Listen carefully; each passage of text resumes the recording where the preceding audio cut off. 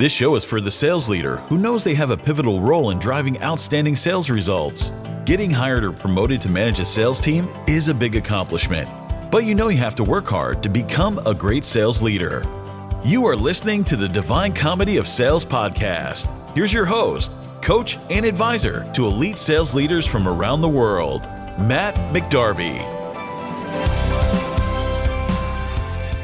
Hello and welcome to this episode of the Divine Comedy of Sales podcast. I'm Matt McDarby, veteran seller, leader, coach, and advisor to elite sales leaders all over the world. I'm really excited to have you join and listen to today's episode. This is one of our interview episodes, and I'd like to introduce you to my very special guest right now. Thank you, everyone, for joining us for this episode. I'm so thrilled to have Mareo McCracken. He is currently the Chief Revenue Officer at MoveMedical. He's been a fractional sales leader in a number of places. He's been a seller, a sales manager. He's been in the healthcare business, automotive, investment management, commodities trading, software, online marketing. He's done it, right? So he's been in the job as a seller and a leader. And he's one of the people that I know who's on the very short list of people who produce more content than I do. He's prolific on not only on LinkedIn, but he is the author of a book, Really Care for Them, which is a great read. Really enjoyed it. And I'm thrilled to have Mareo with us. Mareo, welcome. Hey, thank you. Honored. It's great to be here. Excellent. So we're going to dive in and have a conversation about sales leadership. That's the focus of the show. And let me just ask you kind of an opening question, which is, what is the most important lesson you've learned so far about leading salespeople? Leading salespeople is kind of tricky because it's a double-edged sword in a way where the purpose of the job is to sell a product, but the end result should be to help someone. And finding that balance between understanding if your product is really going to help that client or not is a fine balance. And so teaching that skill is something that's not easy. So the most important thing, I think, is to find people that are curious. And so as a sales leader, you have lots of roles. You're a mentor, you're a teacher, you're a trainer, you're a manager, you're a visionary. You have to do all those things in sales. But I think the number one thing you need to do is find sales reps who are curious enough to solve the problem, curious enough to figure out, hey, is this a deal worth chasing? And if they're curious, then everything else can be taught. But curiosity is hard to teach. Yeah.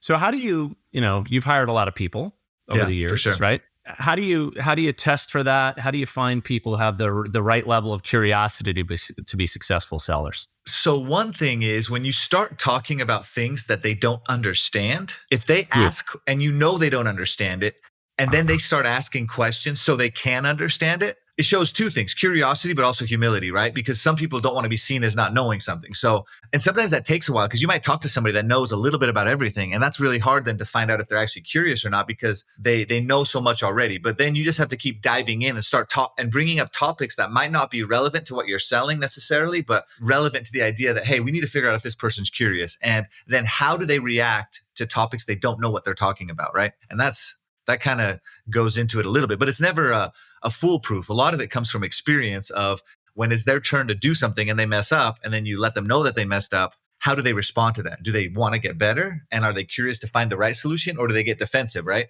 And those are kind of attributes that are really important to look for. Yeah. I used to, a quick anecdote from my experience in hiring people has been, I usually ask people at the start of an interview, sales managers or reps, I've got questions and you have questions. I'm going to give you the choice. Do you want to start by asking me some questions, or would you like me to dive in and ask mine? Yeah, that's great. If they give me the floor and ask me to ask my questions first, I'm like, oh, you missed a chance there, right? Yeah. Right, because that's a sign, right? Did they have the curiosity? Because they couldn't possibly know everything they need to know. It's like a sales call. Yeah. They don't know everything they need going in. So why wouldn't you ask me questions first? It's crazy. So I know it helps you answer questions better, right? It's just like a discovery call. When you're applying for a job, it's a discovery call for you too, right? Yeah, totally. Okay. All right. So awesome. All right. So one of the most important lessons is to look for people who have that curiosity and whose behavior indicates that they're curious enough to be effective in a selling role. Okay. Yeah. Anything else on that front? Any other big lessons learned? It's a little less with curiosity, but more in most leadership positions, you're either a leader and somebody who does management, or you're a leader and somebody who does training. There's very few roles in any job, in any company, in any industry besides sales where you have to do a ton of both, where you have to be the manager, but you also have to be the trainer and you have to be the coach. And that is very rare outside of sales. And that's why it's so hard to be an effective sales leader, because you can't just be good at sales. You can't just be good at management. You have to be a coach and a mentor and also a trainer and a teacher to get the most out of sales. So finding sales leadership is hard for that reason. It's simple. The idea of it is simple. The execution is pretty hard though. Yeah. Yeah. I think it is unique. Like I know people that lead like finance leaders. They don't invest a lot of time developing finance skills. Is that even what you call them? I don't even know what you call them. But Yeah. like, they don't like they know that development is important, but I think it's much more front of mind for people in sales leadership roles, like you're saying, because it's such a performance-based role, and you know where people stand on a daily basis. Are they meeting expectations or not? It's a little different than finance people if you're listening, but it's like it's different because of the nature of the function, right? No, yeah, and lots of those. Sales is a hard skill for sure, but it's also a soft skill. But lots of those hard skills like engineering, once you learn something and you're taught how to learn, you can teach yourself so much and go on your own way. Where in sales, you need feedback and you need different perspectives in order to open your mind. Whereas in lots of hard skills, you don't need that. And so sales also bridges that gap between hard and soft, where hard skills, you can be set on a path. If they just push you in the right direction, you're off and running. In sales, it's not necessarily the case. Yeah. Well put. Okay, good. All right. So what do you love most about leading salespeople, leading a team?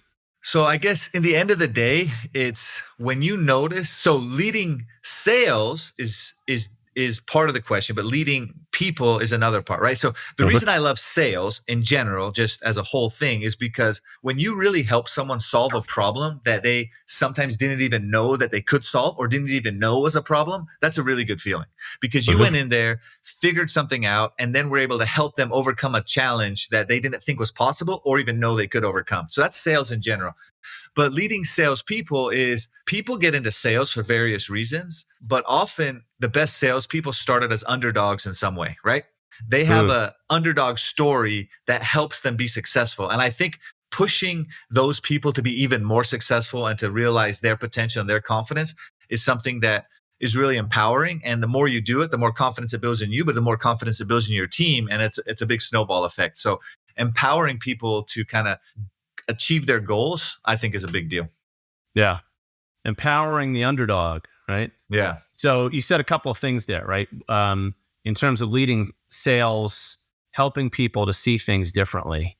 Yeah. And I know exactly what you mean, right? That's our best days in a nutshell. Like I helped somebody to realize there was a problem in their approach or another way to get the outcome they wanted. And they left that conversation knowing that I helped, right? Feeling like there was real value there.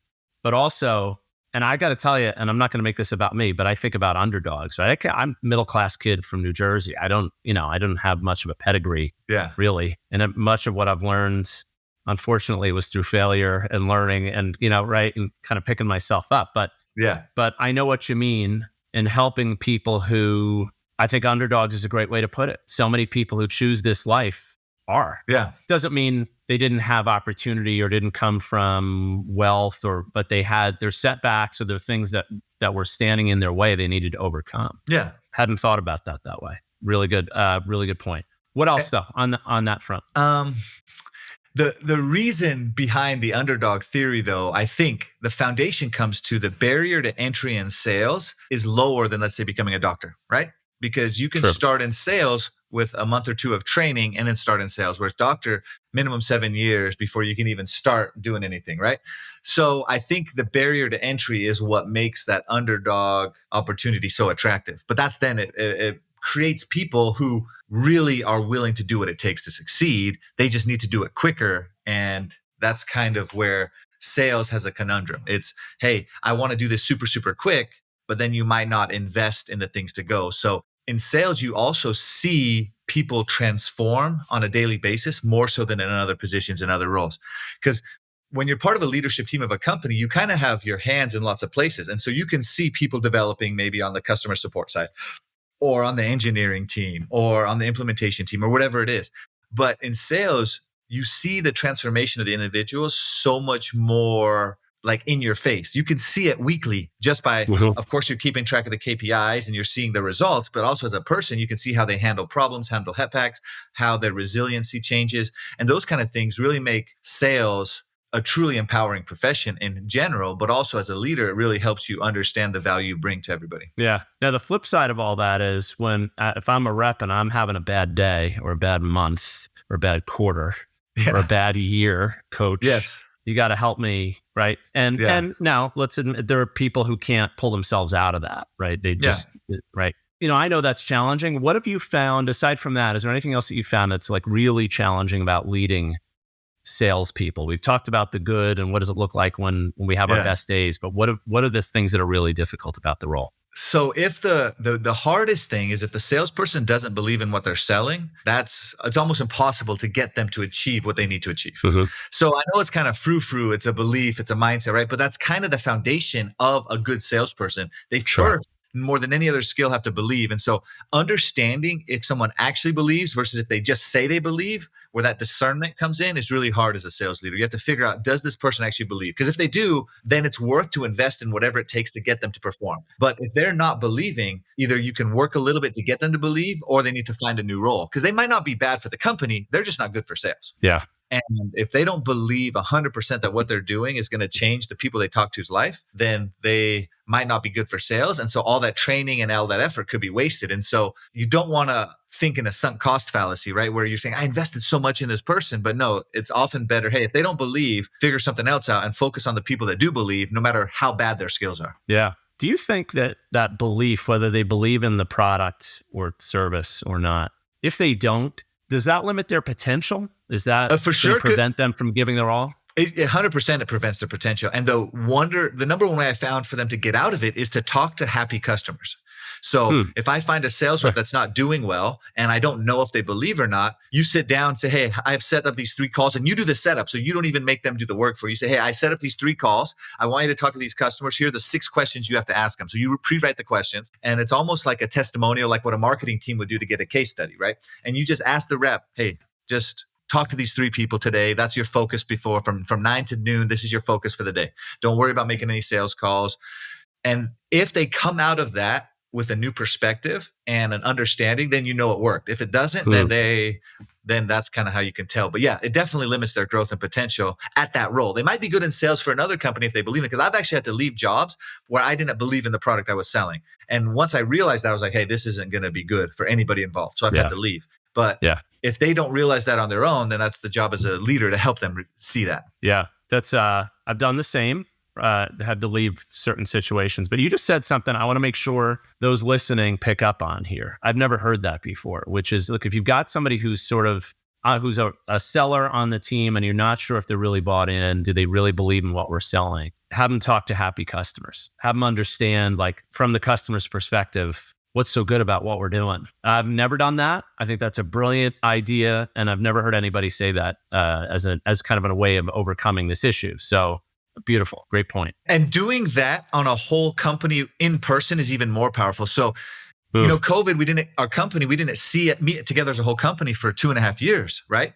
And so when we had our initial first time getting together last fall as a whole company all together, we brought in some of our best partners, clients, and had them speak to the whole company about their experiences. So that way we could get not just the salespeople on board, but we needed to get all the new hires, all the engineers, everybody on board, and put our product with a face to say, hey, this is real and it changes lives. And once we did that, the whole company was rejuvenated. So it's something you can do in person, costs a little bit more money, but yeah, you can do it on the phone until then. Yeah.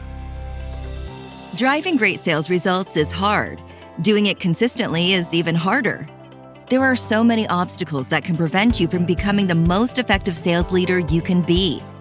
Find practical advice you can apply right away by picking up your copy of Matt's book, The Divine Comedy of Sales, at www.divinecomedyofsales.com. Now, I've seen that, what you're talking about, but I haven't personally connected that with building the belief in what we do. Sometimes it's educational, but specifically for those people who aren't necessarily fully bought into what we're selling or how we're selling it. That's a connection that I hadn't made until you said it. So that's great. Yeah. It could be transformative for sure. It works sometimes. Sometimes it doesn't. I'd probably say it's 50-50 for how it works, but yeah, it does work. But so much of leading is at least you addressed it, right? Yeah. It's like we've done what we can to try to close that belief gap. If it didn't work, and maybe this isn't the right situation. This person can't really be successful here because, right, they're not bought in, they don't believe. Yeah, exactly. At least we gave it our best shot, and it helps us to avoid the sunk cost fallacy you mentioned earlier, which is I'm just going to keep throwing good time after bad at this until it solves itself. It just doesn't happen, right? Yeah, exactly. Good. Okay. All right. Let's shift gears a little bit. I want to talk about, maybe this is going to get into your backstory a little bit, or so who's had the most influence on you and your work as a leader? Oh, shoot. That's a tough one, right? So I think it's gone in phases, right? So growing up, it was definitely my mom, right? Single mom. She raised 6 kids. We lived in a small little home with 6 of us. The 3 boys had a room, the 3 girls had a room, and my mom had a room. So that was good. We were close together, right? Her leadership wasn't by teaching me how to be a leader. It was how did she lead a family that she didn't sign up for that exact scenario? And that's what a good leader does. They get faced with scenarios that they didn't sign up for, but now their job is to be the front, the face, protect everybody else from the negative and the bad, help them accomplish their goals while still doing their job. And that's what my mom did for many, many years, right? So that was kind of that example of, hey, this is what a leader should do. Whether or not you're perfect or not, that's not the story. It's, hey, is this person trying to do what they're supposed to do? And that's what a good leader does because everybody else can see it, right? Yeah. And then later in my career, when I was in my first sales role, he's a sales trainer now that's kind of famous on YouTube. He does lots of events. His name's Victor Antonio. Oh, yeah. Sure. And he was one of my first sales mentors I ever had in my first sales job right out of college. He was the sales platform speaker speaking to crowds of 200 to 400 people. And I was a salesman in the back of the room selling to small business owners. And so it was all in-person consultations, doing 10 to 15 in-person sales visits per day. And he was kind of the sales mentor and coach and speaking for 6-7 hours in front of the room. And it was an amazing opportunity to learn from a great sales leader. But one of the questions he asked me was, when I was just sitting in a hotel lobby, I was waiting to go out to dinner maybe or something. And he came down and he said, oh, so what sales books are you studying right now? I'm like, what do you mean? He's like, no, what are you studying? I said, I'm not studying anything. He said, oh, so you're not really serious about this, are you then? And it wasn't in a mean way. He was like, matter of fact, yeah, I guess you're not serious about this job.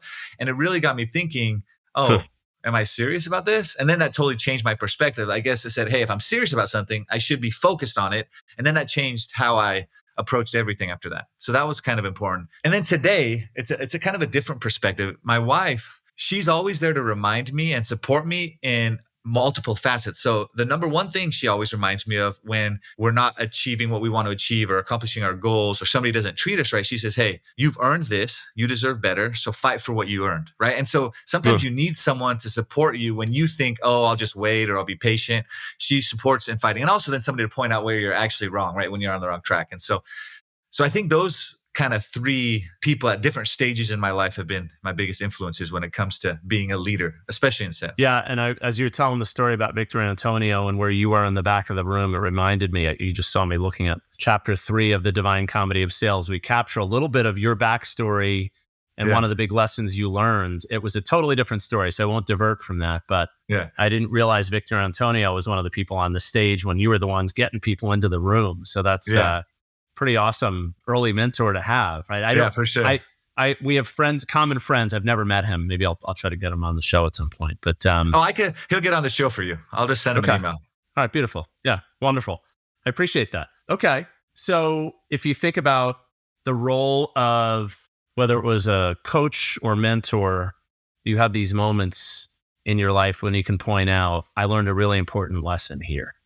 By watching this person's example. I learned a really important lesson here by just this person asked me one question. I also learned on a regular basis from my wife, right, that it's right. It's okay for me to fight for fill in the blank, and I've earned the right to kind of fight for myself. I think we all have those. What's been maybe the biggest lesson if you think about family life specifically? I'm going to kind of pick on on your wife and the role that she plays. Like, what's the biggest lesson that applies to your relationships outside of the home that you'd say she's helped you to learn? So I think it has to do with with actually standing up for yourself. And I know it might come weird because salespeople are seen as arrogant or cocky or aggressive and assertive, but often when it comes to interpersonal relationships, because salespeople are so good at making peace and diffusing problems, when there is a time to stand up for yourself in a good way, often salespeople don't do it. They don't stand up for themselves because they're trying to make peace. And I think in sales, especially when you're growing your career, you need to let people know that, hey, this is why I'm doing what I'm doing. This is what I'm doing. But then outside of it too, you need to let people know where your heart is. And typically actions tell people where your heart is, right? But often in interpersonal relationships, those actions get sidelined and little instances can become big problems. And I think knowing that, hey, you didn't cause this problem, it's not your fault, and you're on the right track, having somebody in your corner is important. And I think then that translates into sales leadership is you need to be that person for your sales reps. You need to be in their corner and say, hey, no, you're on the right track, you're doing the right thing. And giving that kind of encouragement is huge. And making sure that they know that you support them, because if somebody feels supported, they're willing to do anything for you.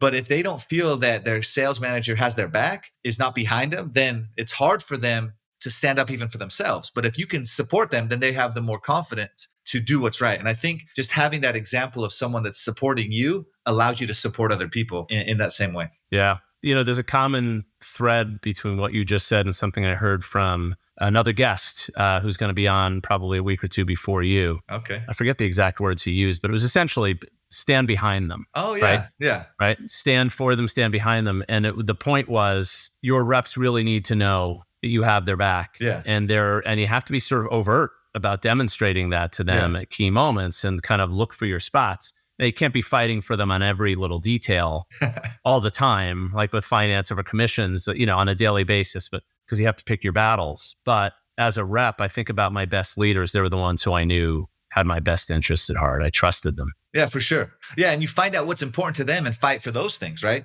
Because Exactly. people are going to fight for everything, but you, like you said, pick your battles. If the only thing that matters to this sales rep right now because of what they're going through is commissions, then don't worry if they complain about the product or complain about the leads that aren't very good. Don't worry about those things. But commissions, fight for their commissions. But if it's the opposite, what if they are fine financially and the leads are the biggest thing? So fight for them to get better leads. Like there's so many ways. And like you said, pick your battles is huge. Yeah. Great. All right, Mario, I'm going to ask you one more question, and it's my way of sort of capturing. Is there any other gem or nugget that's bouncing around in your brain that you haven't revealed to us yet? What else? What else do you want to share with the audience? What else do you think we need to know? So at the end, even though all of this is good and everything we talked about is super important, I think the biggest thing that proves where your heart is how you every day show up and care about what you do for yourself and for others. And there's a little story that comes back to me for that is, so I'm LDS or Mormon is a religion. I served a mission in Hong Kong. And when I was 17, so about 2 years before I was supposed to head out, I didn't know where I was going to go, right? And I didn't know what was happening, but my mom, we were just driving back from some practice. She picked me up from maybe it was basketball practice or football practice or something. And we're driving back home. And she just looked over, and we never talked about me serving a mission or being a missionary. But the one time she did, she just looked over and said, hey, are you planning on going on mission? I said, yeah, of course. And she said, well, your actions say otherwise. And that was it. And that was the end of the conversation. Whoa. That was it. That was the whole conversation. And so I think as leaders, if you care about something, your actions eventually follow. Maybe you're not perfect, but overall, the body of your work show if you care about the product, if you care about the customer, if you care about those you lead, if you care about your role. So when you care about things, your actions show it. And that's kind of, at the end of the day, if you really want to be a good sales leader, you're going to show it by coaching, by training, by teaching, by mentoring, by doing everything you have to do. That means you're a sales leader. And if you care enough, you'll figure out what that is and you'll find a way to do it. Yeah. There's one other thing I'll point out that I'm picking up on from a couple of your examples is that whether it's Victor Antonio asking me, what are you reading? Are you taking this seriously? Thing, or your mom pointing out maybe your actions don't line up with your intent to go on a mission. Yeah. That's a two-way. It's not only are they saying and asking those things, you're listening and picking up on what they're driving at, however they intended it, right? Yeah. Whatever conclusion they hoped you would draw. So for those listening, it's not only like, can we be that mentor? Can we be that person who helps someone to see something differently? Are we listening for those moments where we can learn too? And I would argue that we don't know each other that well. We've kind of crossed paths and had a few conversations at this point. I've really enjoyed it. But the thing that I pick up on about you, as I have so many other great leaders, is they're learners too. They're constantly sort of tuned in. And when they have these moments, they take action. So showing up, show you care is from going back to the conversation, you're in the car with mom, right? But I have to be sort of open and overt about what I care about. I have to demonstrate that. And if I don't, I may be sending the wrong message to the people around me, whether it's my loved ones or the people on my team. So for those of you listening, right, I think that's a really critical point. What are we demonstrating? Are we showing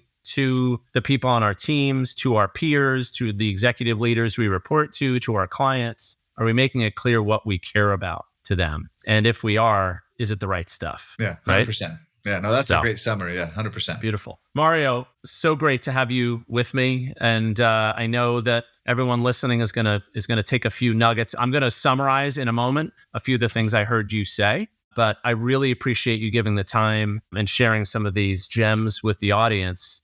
Thank you so much. Look forward to seeing you again soon. Yeah, thank you. It was an honor. Thanks, Matt. What a great guest Mareo McCracken was on today's episode. One of the challenges I have after such a great conversation is sort of boiling down. What are just the top few things we can take away? So I'm going to give my best shot at summarizing. And then the challenge is for you, think about how you can apply some of the things that we heard from Mareo today, because I think there's an awful lot here that's relevant for almost anyone who's leading a sales team. So in no particular order, we talked a lot about leading people. And, sort of the overriding theme was show up and show you care. Now, that Mareo wrote the book, right, about called Really Care for Them. But almost every answer he gave tells us that that's not just the title of a book. That's how he lives and performs his role as a leader. He said a few things that really struck me. We were talking specifically about when in those situations where we might have people on our teams who don't fully believe, or maybe they're not totally bought in on our products or services. And he said, you know what, a great thing to do in that case is to have them talk to happy customers. And then if they don't believe after that, well, maybe we don't have a good fit. But in his experience, having people talk to or hear from happy customers is a great recipe for helping them to really fully believe in what you sell. He said a few other things that really struck me. He said one of the things he loves about leading salespeople is it's a lot of the job is helping underdogs to succeed. That struck me. I thought, gosh, I was an underdog. Maybe still am. But that is the profile. So many of the people that we lead in sales roles, like he said, they're not doctors. They don't have advanced medical degrees, and they really, really have to work hard to achieve a high level of success. So in that sense, they are underdogs.